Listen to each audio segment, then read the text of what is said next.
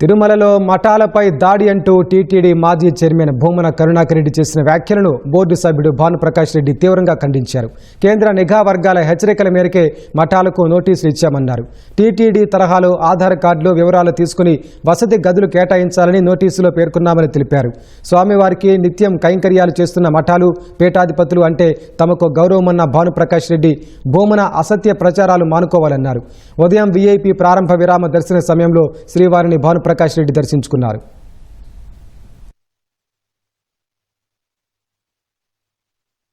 భూమన కరుణాకర్ రెడ్డి గారు పొంతనలేని మాటలు మాట్లాడు అబద్ధాలు చెబుతూ మేము మఠంలో వస్తున్నటువంటి భక్తులకి ఏ విధంగా టీటీడీ గెస్ట్ హౌస్ లో టీటీడీ అలాట్మెంట్ లో మనం ఆధార్ కార్డులు తీసుకుంటాము, భద్రతా దృష్ట్యా ఆ విధంగా మఠంలో వస్తున్నటువంటి భక్తులకు కూడా ఆధార్ కార్డులు తీసుకొని వారి వివరాలు తీసుకోవాలని, అలాగే సీసీ కెమెరా మఠం ముందు ఎవరు వస్తున్నారో ఎవరు వెళ్తున్నారో సీసీ కెమెరా ఇన్స్టాల్ చేసుకుంటే మంచిదని, అలాగే 2-3 మార్గాలు కాకుండా ఏదో ఒక దారిలోనే వచ్చి వెళ్లేది వ్యవస్థ చేసుకుంటే బాగుంటుందని చెప్పి మఠంలో ఉన్నటువంటి నిర్వాహకులకి మేము ఒక సూచన ఇవ్వడం జరిగింది. ఇది సూచన, నోటీసు. దాన్ని ఇనేదో హిందూ మతం మీద దాడి, మఠాల మీద దాడి అని చెప్పి వారు మాట్లాడడాన్ని నేను తీవ్రంగా ఖండిస్తున్నాను. ధార్మిక క్షేత్రాన్ని రాజకీయ పునరావాస కేంద్రంలో చేసింది మీరే ఈ రోజు మఠాల గురించి, హిందూ ధర్మం గురించి మాట్లాడేది. మీరు మాట్లాడుతుంటే దెయ్యాలు వేదాల వల్ల ఇచ్చినట్టుంది.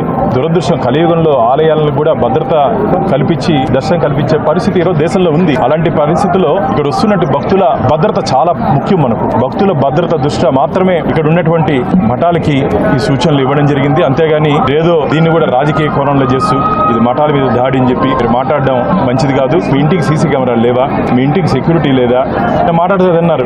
ఏదో లగేజ్ తనిఖీ చేసి దాంట్లో గంజాయి ఉంటుందా, మారణాయుధాలు భక్తులు తీసుకొని వస్తారని. అయ్యా, మొన్న జరిగినట్టు పహల్గాం కానీ ఇవన్నీ దాడుల దృష్ట్యా ఇక్కడ అదనపు భద్రత పెట్టాలి. భక్తుల ముసుగులో ఎవరన్నా సంఘ విద్రోహ శక్తులు వచ్చే అవకాశం ఉంది కాబట్టి జాగ్రత్తలు తీసుకుంటారు. మీరు మాట్లాడితే ఎవరు నమ్మే పరిస్థితుల్లో కూడా లేరు.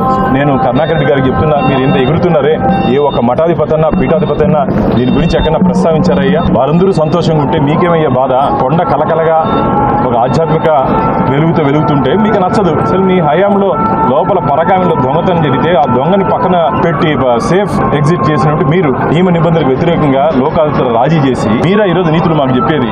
కాబట్టి దేవుడి గురించి, దైవం గురించి, దేవస్థానాల గురించి మాట్లాడే నైతిక హక్కు వారికి లేదని చెప్పి నేను తెలియజేస్తున్నాను.